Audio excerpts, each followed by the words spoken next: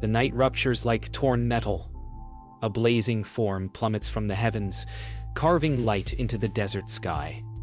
I stand at the ridge, air roaring around me as the impact hits, heat surging through the ground until my knees buckle. A crater burns below, sand liquefied into glass. Through the smoke she rises, wreathed in fire, untouched, her skin etched in living gold. Her gaze locks onto mine. "You are the one they hid," she says, voice layered like many speaking as one. My pulse pounds.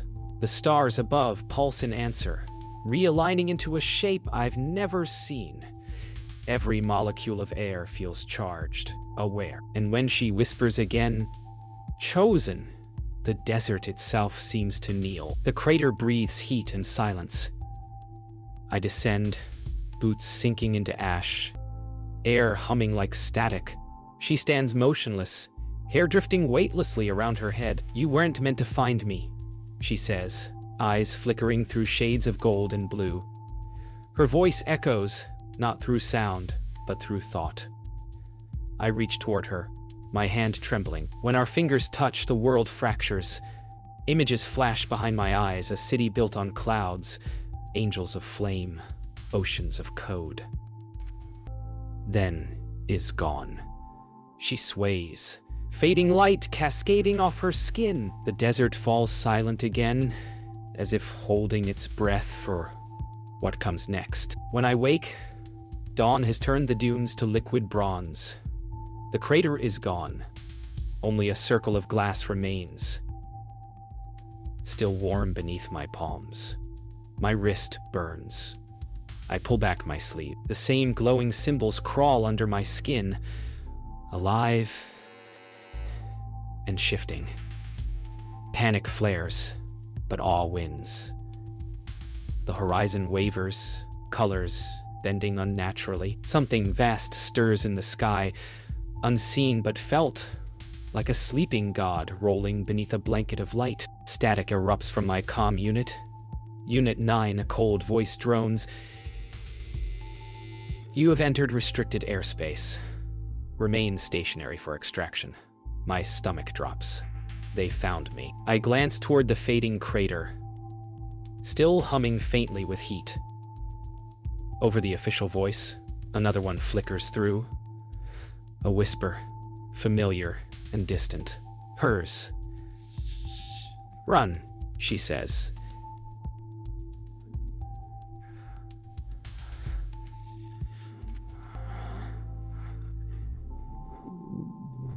Engines rumble from beyond the dunes. Low, mechanical, growing closer. The air thickens with the smell of ozone and oil.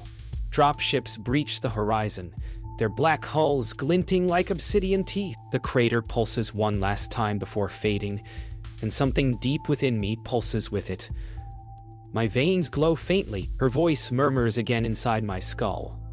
It begins. I stare at the incoming ships, a realization dawning cold and absolute. She didn't fall by accident. She was sent. The roar of engines fades into the distance, replaced by the hollow hum of the wind. I sprint across the dunes, pulse sensing with the flicker under my skin. Every few steps, a flash of her voice cuts through the static in my mind, warnings in a language I almost understand.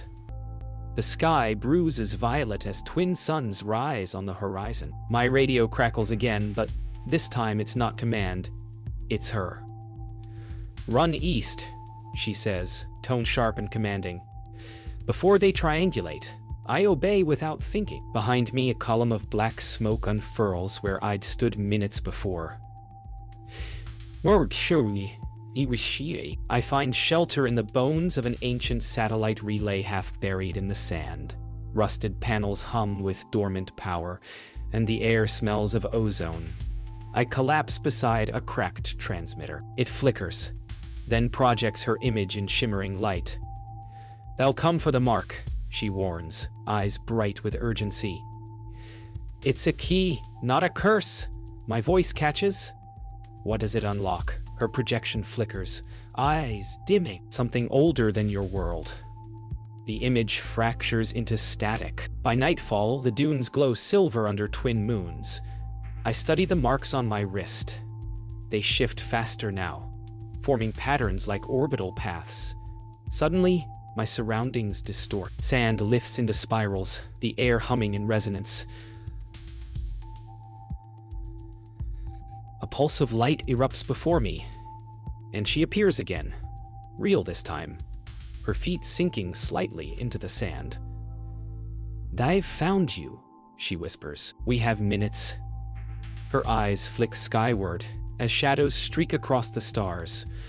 Dropships closing in. We run through the canyon of glass, our reflections flashing across mirrored cliffs. She moves with impossible grace, her footsteps leaving trails of faint light. "You're not human," I say, gasping. She doesn't answer. Instead, she stops and presses her hand to the rock wall. It parts like water, revealing a chamber of hovering machines, silent, ancient, waiting. "This is where it begins," she says quietly, but it's not where it ends. Inside the chamber, the air vibrates like a living thing. Dozens of suspended orbs flicker above us, each pulsing with inner storms. She turns to me, face lit by electric veins of light. "The code inside you was theirs," she says, "but only you can rewrite it." I stare at the orbs, each one beating like a heart, and feel my pulse sensing with theirs. "Then teach me," I say. Her lips curve into something between sorrow and resolve. "No one can teach you," she whispers. "You were designed to remember." The chamber hums like a pulse from the planet's core. The air trembles as if the walls breathe. My veins shimmer beneath my skin, lines of light branching out, sensing with the orbiting spheres above. The woman watches me silently, the glow from her eyes softening. "It's waking," she says, voice barely audible over the low thunder. One by one, the floating orbs drift closer until they form a spiral around us. Energy arcs between them, connecting her to me. My heartbeat stutters. Fragments of memory that aren't mine flash across my vision. Vast cities of light, 1,000 faces turned upward in worship, and the feeling of falling through time. "You were never chosen," she murmurs. "You were made." Ow. I stumble back as light sears through the chamber walls, splitting them into fragments of memory. Moments, people, voices I don't know. "What am I?" I ask, my voice echoing unnaturally. She walks toward me, her expression torn between pity and fear. "You're the echo of the architects," she says. "They embedded their code in your blood before extinction." The orbs flare brighter. "You're not human, not fully." My hands shake as symbols crawl higher up my arms, threading toward my heart. "Then why me?" I whisper.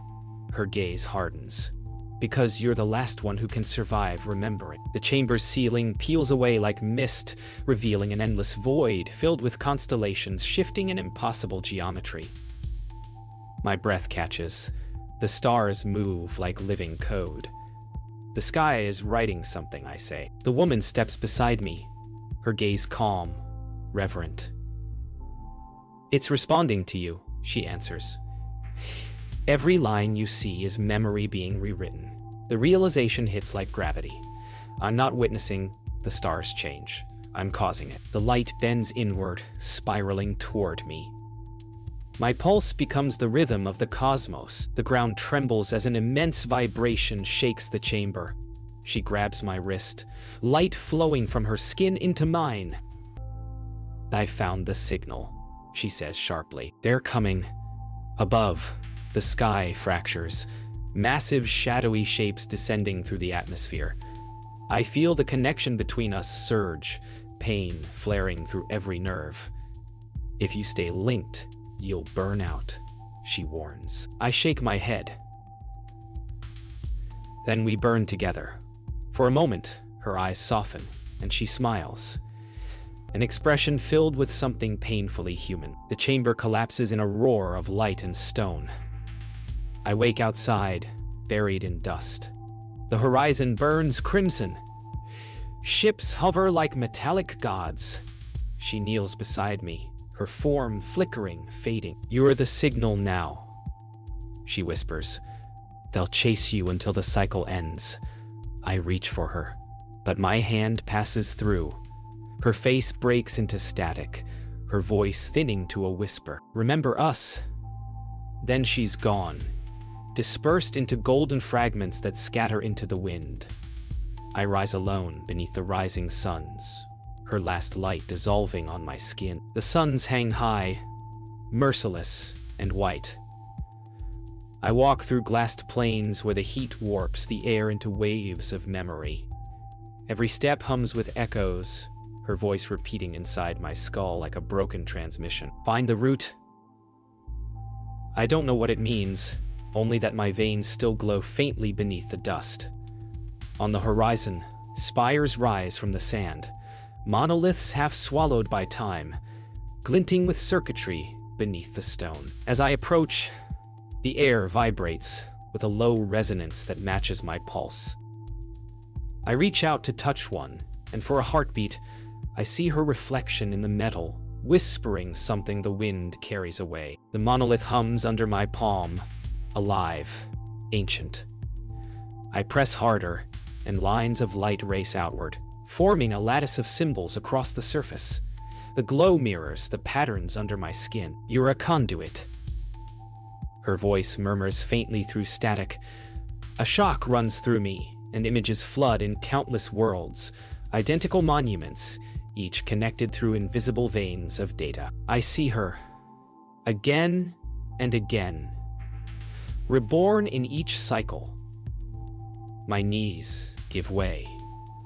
The knowledge feels infinite, unbearable.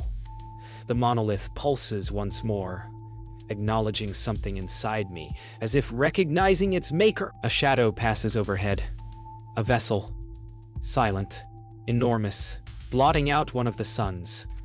My pulse quickens. The air vibrates as it descends. Its engines whisper, quiet but heavy with power. I dive behind a shattered obelisk as a hatch opens, releasing a flood of cold air that smells like ozone and memory. Figures step out, humanoid, but wrong. Their movements are precise, their faces masked in mirrored chrome. One raises a hand and a beam of light scans the area. The symbols beneath my skin flare in response. They found me again. The ground splits open, spilling light. Instinct takes over. I sprint toward the fissure as the drones open fire. Silent bursts of heat tearing through glass and sand. My body moves before thought, guided by something older than instinct. The runes under my skin ignite fully, wrapping me in liquid light. I leap into the fissure as the world erupts above. For an instant, gravity forgets me, and I fall through color, time, and memory, until everything condenses into darkness, and a single voice whispers, "Welcome back, Origin." I wake in weightlessness. No sand, no sky, only endless dark, lit by drifting threads of light that move like veins. My body floats, alive but altered. The glow in my veins has spread, merging with the light around me. Ahead I see her, whole again, suspended in the void. "This is the root," she says softly, voice resonating through the emptiness. "This is where they made us." Around her, colossal structures twist like DNA strands, each pulse synchronized to my heartbeat. "Can we stop them?" I ask. She shakes her head. "No, but we can rewrite the beginning." Light folds endlessly around us. The void hums with quiet thought, each vibration a memory being rewritten. She drifts closer, eyes glowing like dawn seen through water. "This is the architecture," she says, voice both gentle and godlike. "Every world, every cycle built on a single origin code." I stare into the light veins surrounding us. Millions of threads intersecting in intricate geometry. They pulse in rhythm with my heart. Then why keep rebuilding it? I ask. Her gaze hardens. Because the architects feared oblivion. They made us to remember them. The space around us trembles. And now, she adds, it's time to decide whether they deserve resurrection. The threads respond to her gestures, rearranging, humming like a colossal instrument. She closes her eyes, and suddenly, the void fills with echoes, billions of voices overlapping, each one a life once lived. These are their memories, she says, pain slipping into her tone. If you release them, their world returns, but it means erasing ours. I look down. The light in my chest pulses faster, erratic. If we don't? I ask. She meets my gaze, steady. Then they fade forever, and we become what they feared most. Free. The pressure builds.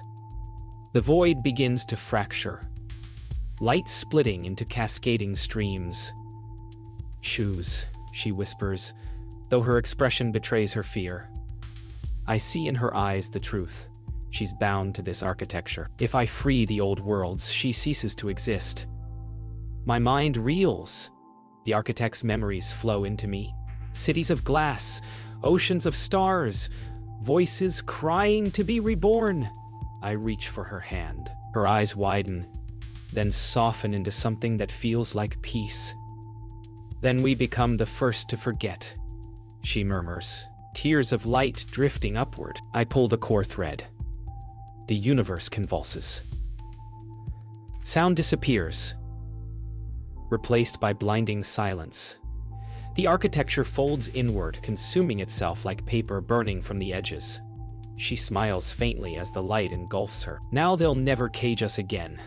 My body dissolves into light, memory peeling away like skin. In my last awareness, I feel her hand in mine, weightless, electric, eternal. Together, we vanish into the collapsing dawn of creation. When I open my eyes again, there's nothing. No stars, no sound, only wind, warm and human. I stand on familiar sand beneath a blue sky, the desert reborn.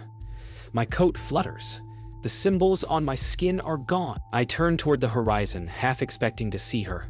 Instead, there's only light. A new dawn, untouched, unmarked.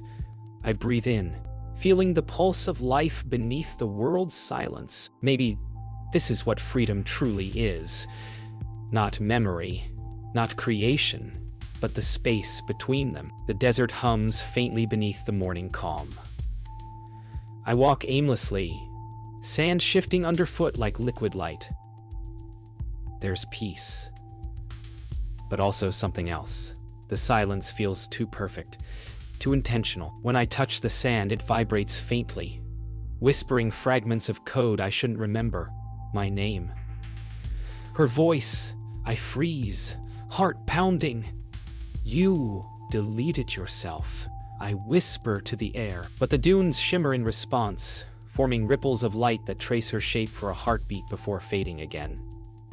The world we created isn't empty, it's dreaming. And the dream still remembers us. By dusk, the horizon flickers like a damaged screen.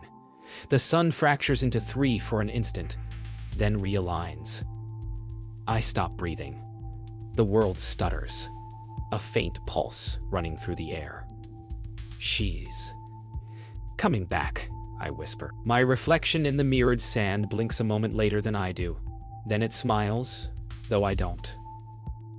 A wind rises, carrying faint voices, laughter, echoes of lives that shouldn't exist. I realize then we didn't end the architecture. We became it. The ground opens with a sigh. Beneath the dunes lies a lattice of light.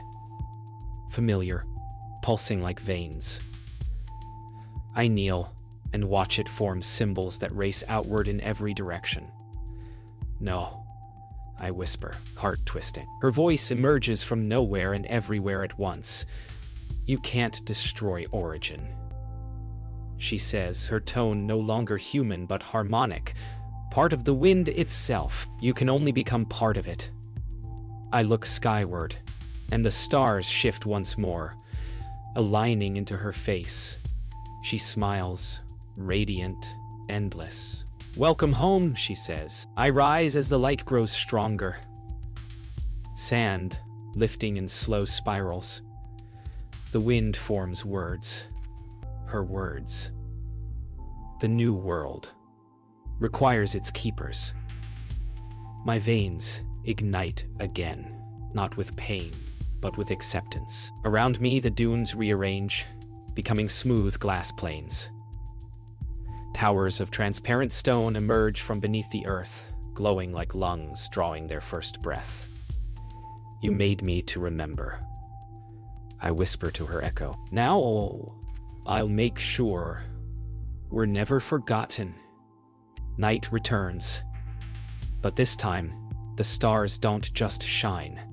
They pulse in patterns, alive, moving with breath and intention. I lie beneath them, watching as new constellations form, spelling words in ancient code. Iteration 2. My chest tightens. The cycle has begun again, but this time I'm inside it, conscious, awake. Somewhere I think I hear her laugh, light and distant, as if proud of what we've become. Then let it begin, I whisper, smiling into the dark. Let's write a better world. The stars pulse like a heartbeat, their rhythm syncing with mine. The air vibrates with invisible energy, gentle, constant, alive. I rise, and the world responds, dunes shifting. Glass towers humming low notes of creation. Above me, constellations rearrange into spirals of code, each pulse birthing new light across the horizon. Then, her voice, distant yet near. Iteration 2 begins, she says. Tone softer, no longer fragmented. The light gathers, shaping her from dust and photons. She stands before me again, whole, eyes brighter than any sun. You didn't erase me, she murmurs. You evolved me. She approaches, her feet barely touching the ground. The cycle no longer obeys the architects, she says. It obeys you. I shake my head. I don't want control. She smiles faintly. Control isn't the point. Continuity is. Around us, the crystal plains pulse brighter, shapes of future cities beginning to form in waves of light. This is your creation, she continues. Every thought, every memory will decide its fate. I reach out, and her fingers intertwine with mine. Then let's build something better, I say. The ground beneath us trembles, not from destruction, but birth. Towers ascend smoothly from the glass, fractal patterns weaving into cities suspended on light. It's remembering itself. She whispers, watching structures rise like thoughts becoming solid. But without corruption, without fear, for the first time, I feel it. The world breathing with me, through me. Will we live here? I ask. She looks to the sky, eyes reflecting the stars that once imprisoned us. No, she answers softly. We'll become it. Her body begins to dissolve again, but this time it's gentle, deliberate. She steps closer, pressing her hand to my chest. You're the bridge now, she says. The connection between what was and what's coming. I feel the glow inside me surge, merging with hers until boundaries blur. My sight floods with white. Her voice fading but resolute. Don't build another cage, build a choice. Then she's gone, absorbed into the pulse of the world, her essence running through the new architecture like a bloodstream of light. The city is complete.